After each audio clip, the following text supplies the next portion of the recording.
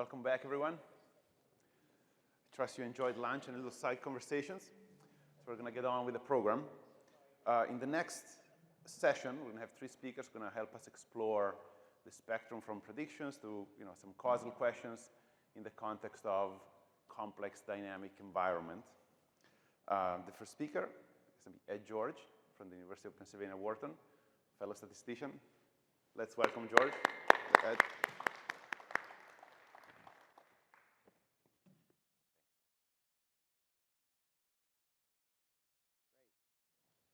And the microphone comes on magically. Fantastic. Hi. First of all, of course, thank you, Wells Fargo. Thank you, Temple University. I'm honored to be here.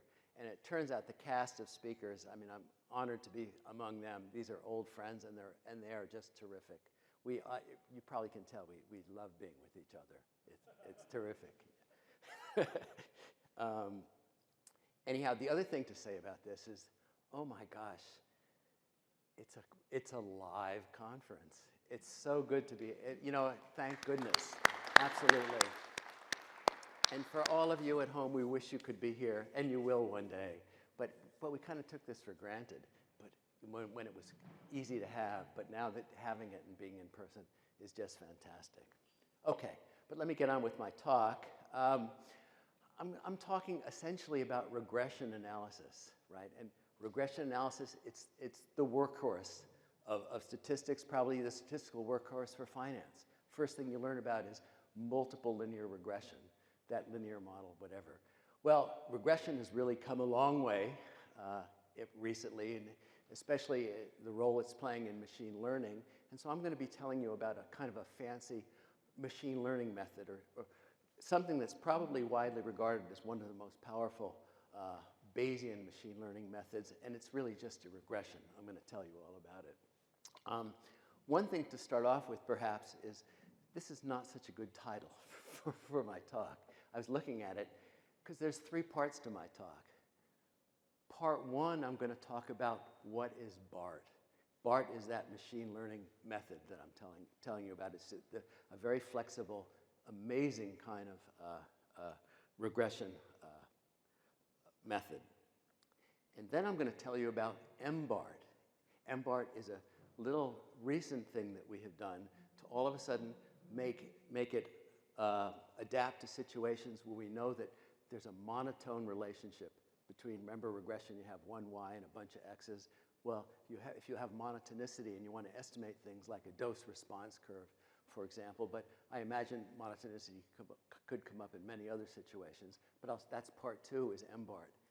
And part three, that's what the title is about.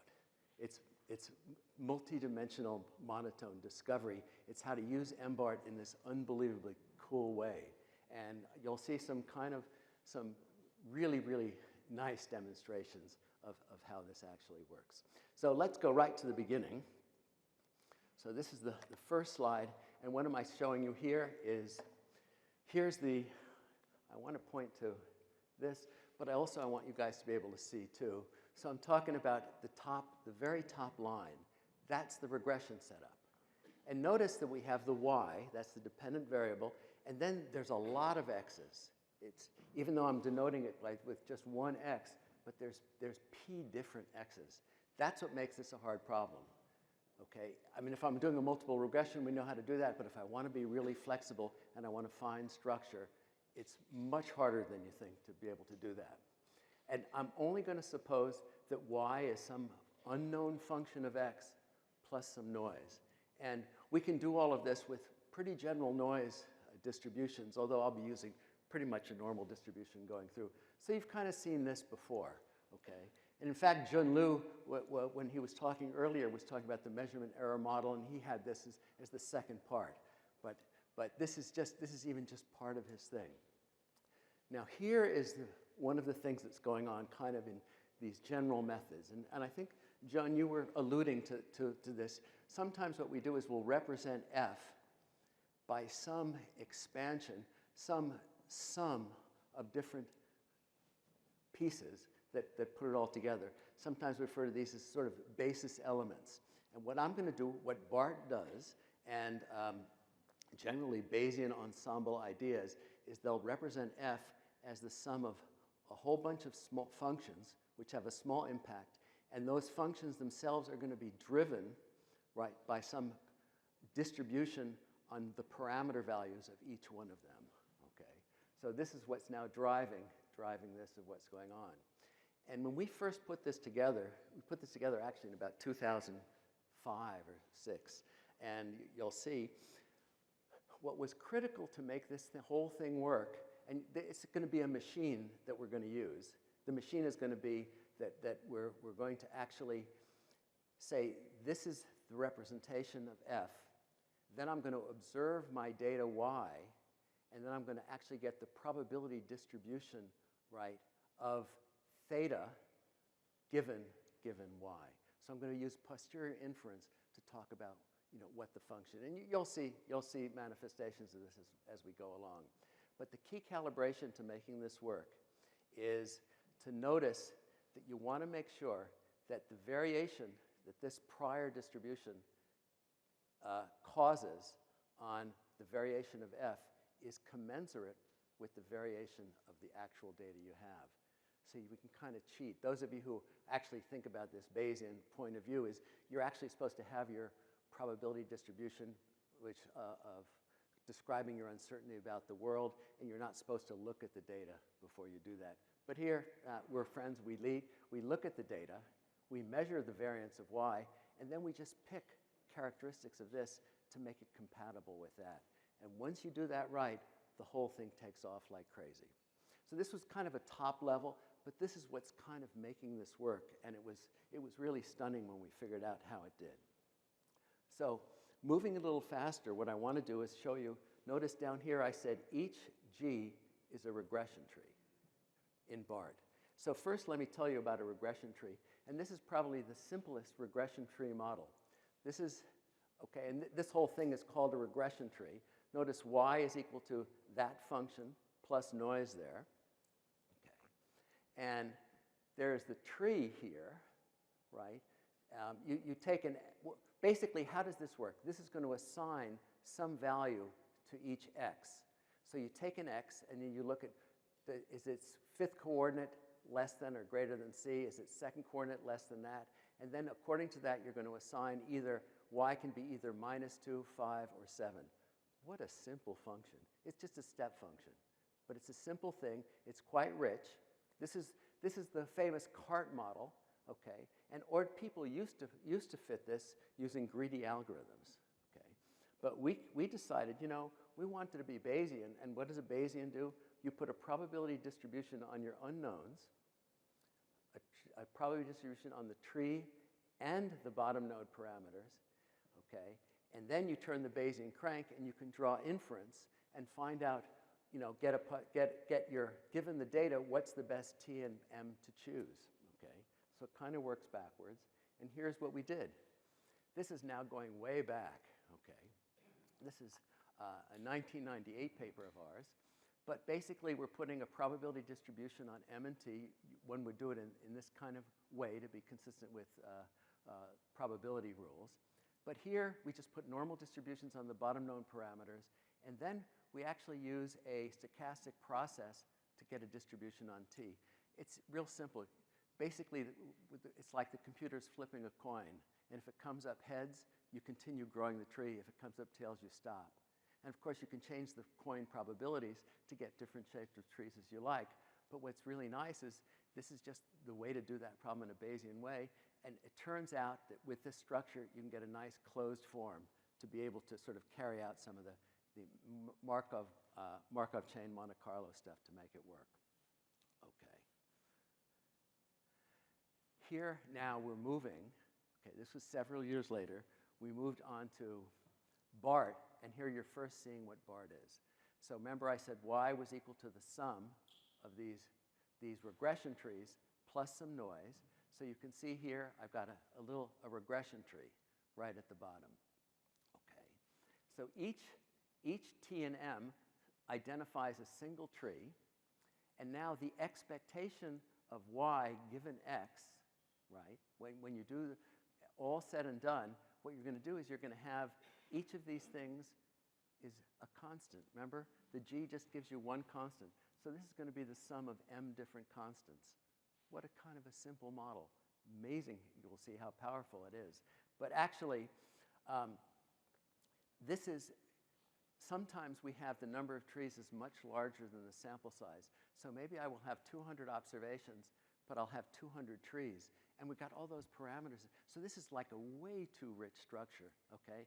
In some sense, from a classical point of view, this is crazy stuff. You shouldn't try and model things like that. But the trick is, what we did is, we actually put a probability distribution on all of those different trees and all of those bottom node parameters. And we do it in such a way that each tree is small. We adjust the coin flip probability so the tree can't grow too deep. We make sure that each mu is small, that is the variance of the normal distribution on those bottom node means. We make that small so each tree can't have a big impact. And we actually can, because of the form of what's going on, it's just the sum of distributions. The variance of the sum is the sum of the variances. It's easy to work out. You can actually use y, the variance of y, to guide how you're going to choose that, and that's the trick.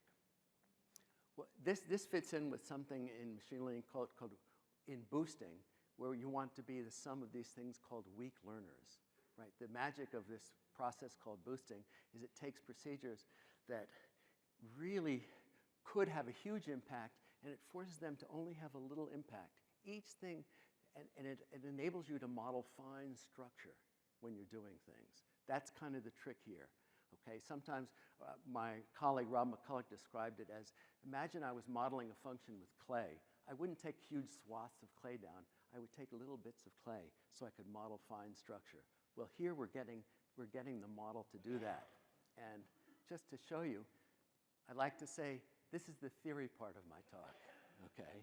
Because look, right, this is pointillism. This is George Seurat. And if you look closely, it's just little dabs.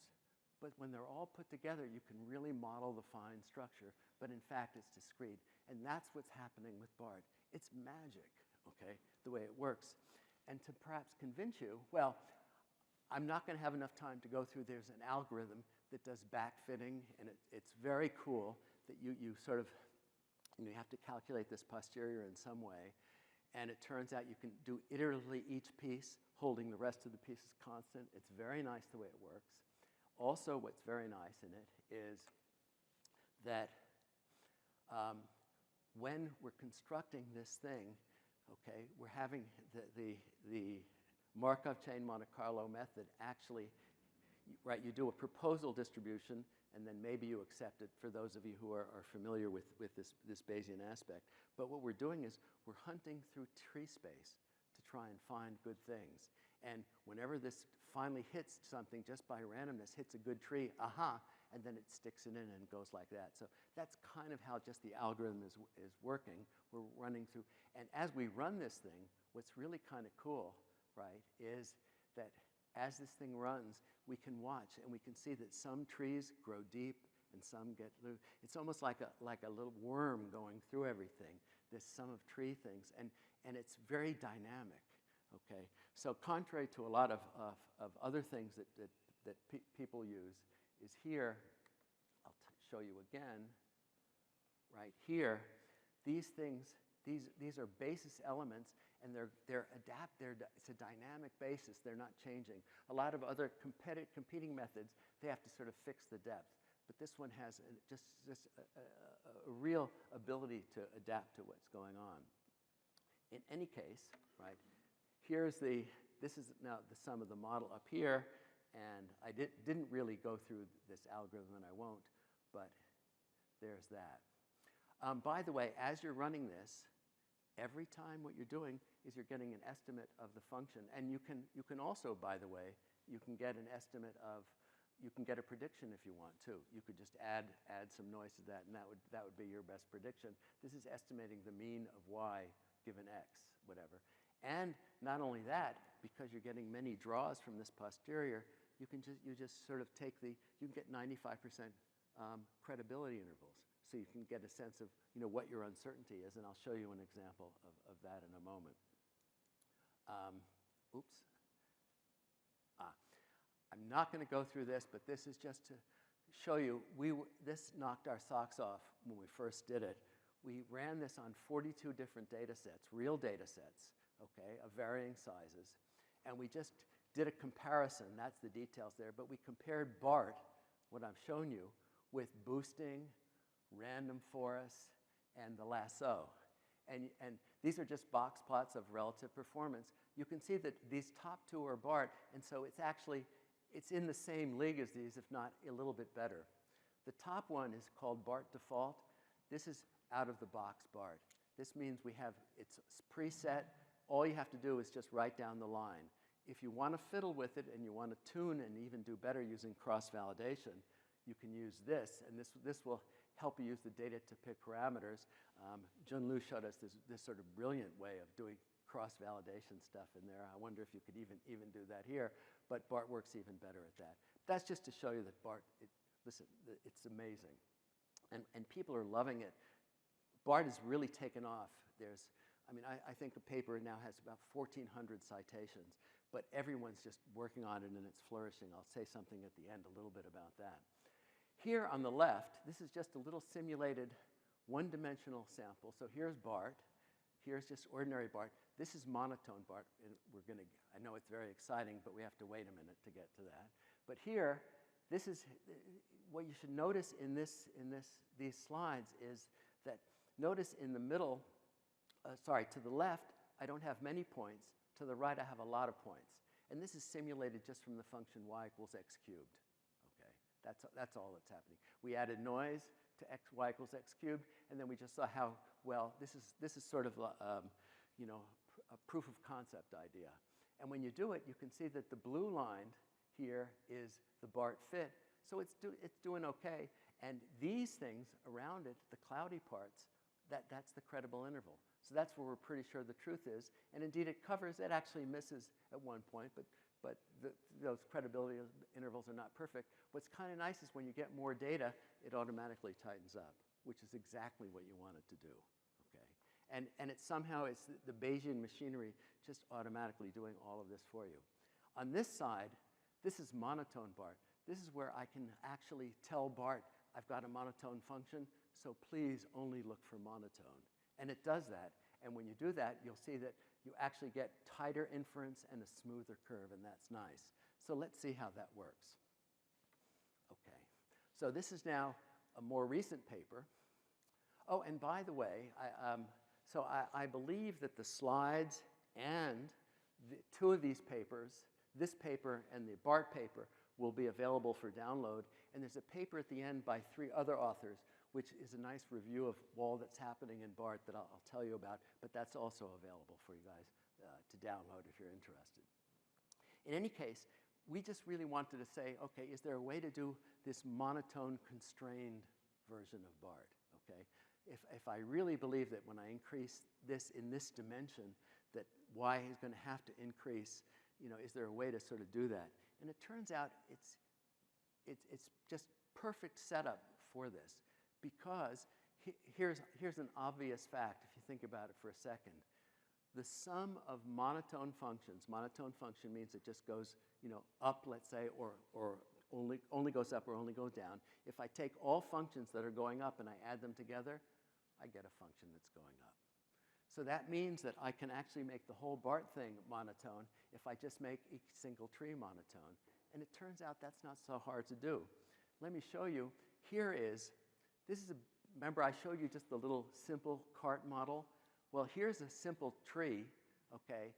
It's not so easy to see what this is, but another way to envision a tree is that it partitions the X space. So this is the partition that this thing describes, right? If I go plus or minus 0.5, I cut, I have this side versus this side, and then it's all slices on X2, which are these slices this way. And it turns out the bottom node parameters of this, you can't see it immediately here, but boy, can you see this in 3 dimensions. That's a monotone tree, right? And what do I mean it's monotone? Well, look, for a given x, it goes up here. If I fix x1, it goes up in x2. If I fix x2, it goes up in x1. That's all. That's all monotonicity is, okay? Here's just writing it down in terms of an equation, okay? But or in terms of a constraint. But it turns out that it's actually easy now to implement, because all you have to do is take our original prior and you just constrain it so that the prior makes sure every tree is monotone. That means the realm of things you can consider, that's what a prior does. It says this is the realm of things that has to have monotonicity in it. And you think it's hard to do specify monotonicity? Not at all. Look at this. All I have to do to get this picture here, I just have to make sure that this is larger than that is larger than that. You just look at adjacencies. And it's trivial, and it works. And for the program, it's really easy to do these things in R, although my colleagues are the programmers, I have to confess. But anyway, they say that it's easy. So now I want to show you something. And if you just, I harken back to teaching a little bit if I can. Indulge me for a second. So at one point, I'm going to go like this. And when I do that, I want everyone not too loud. Just say, ooh, okay? So you'll see. It's good. You'll agree. So let's just take a look at this. Here is a simple simulated monotone example. Y is equal to x1 times x2. And x is constrained to be in 0, 1. So this has to go up. And if I plot that, this is what the picture of the thing looks like. So there's something, and I simulated some data from that. Okay. Now, suppose I just apply the ordinary unconstrained single tree model. This is what's called Bayesian card. So this was the thing from 1998. If you do that, this is 200 points. Not bad. You're sort of getting it, but it's certainly not as good as that, right? Okay, so you're far away. Now suppose, since I know that it's monotone, I will impose monotonicity on it.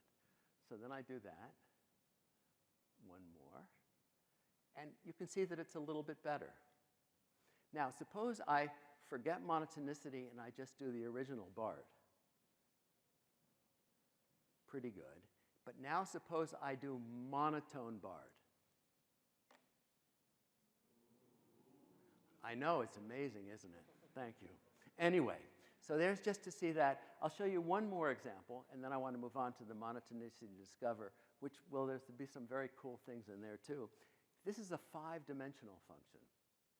So I'm looking for a signal in 5-dimensional space. So that's getting big. And by the way, with BART, we can do actually a 5-dimensional function in 1,000 dimensions. So it really can find these buried signals there. But we did 5,000 observations, and all I want to show you here is if I know things, I'm actually seeing that if I use BART or I use monotone BART, unconstrained BART is the original, if there's not much noise, they perform about the same. But if there's a lot of noise and I know that it's monotone, I can get huge gains. So this is really valuable. For example, if you're in a setting where you have a small signal in the context of huge noise, if you can do monotonicity, you can really discover that small signal. And for some reason, when I think of financial markets, that's just what I think about. There's a small signal buried in the midst of all of this noise. So this is a way to sort of get at that stuff. Okay. Finally, this was the title of my talk, okay? And I'll show you just a couple of things here, but it's kind of astounding, okay? So some people, right, I'm telling you, you can do better if you know that it's monotone. But suppose you don't know that it's monotone, right? There are many situations where maybe you don't know if it's monotone. Well, guess what? I mean, one thing you could do is you could fit both BART and MBART and compare the two, but we can actually do much better than this. What you can do is you can deploy MBART in some cool new way to actually discover where the regions of monotonicity are. So you can find out where it's monotone and if it's monotone at all, okay? And when we first saw this, whoa.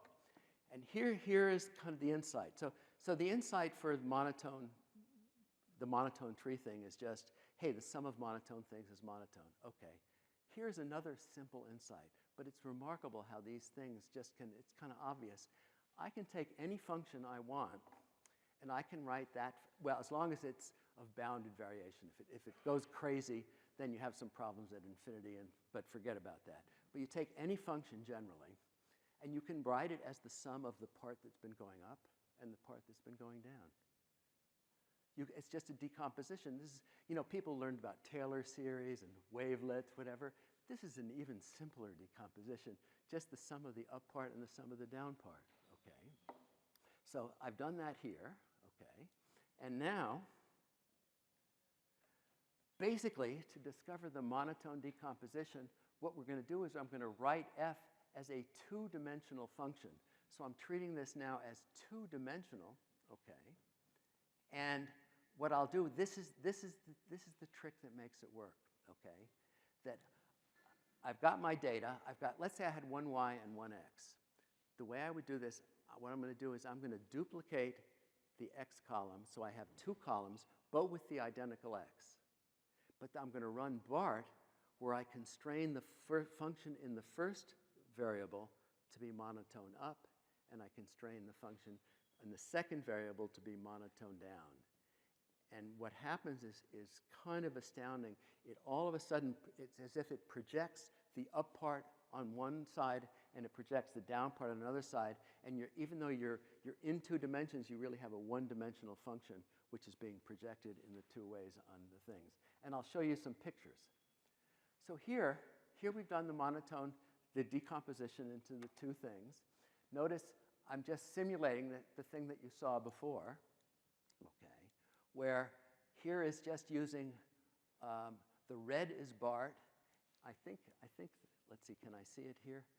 Sorry about that. Yeah, the red is BART, and the green on the left is MBART, okay? So you can see by monotone constraint, and I know it's monotone constraint, it's great. I mean, monotone BART really gives you a smoother and more reliable function, and we happen to know this one's monotone.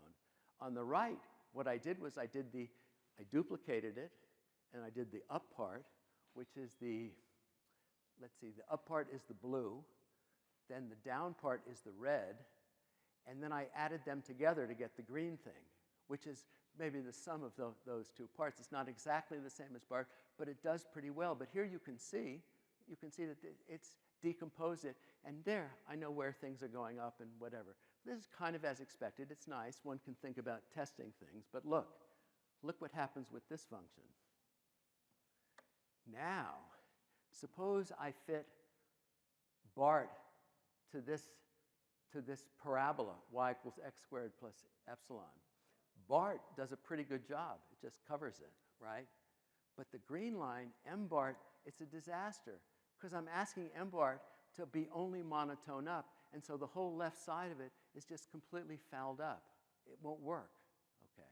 So here's an example where you could run BART and MBART and see, hey, BART's going to be a lot better. But look how cool what happens when I do the two separate things. It automatically decomposes. The blue part is MBART up.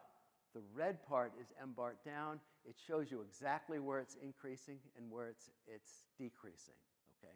And imagine, remember before I said we're working in lots of dimensions. So this is very cool. You can find in different dimensions where things are going up and where things are going down. And effectively, right, what you were conditioning on these other aspects when you're doing it, okay? And no, there's still, anyhow, let me show you. This will now surprise you a little bit. I'm going to run this on simulated data from a sine function that's oscillating. If I run BART on an oscillating function, it's probably going to fit pretty well. But if I run MBART on an oscillating function, what do you think is going to happen? Nothing. If it's just oscillating evenly, you're telling it to do the best monotone approximation, and that's going to be just flat.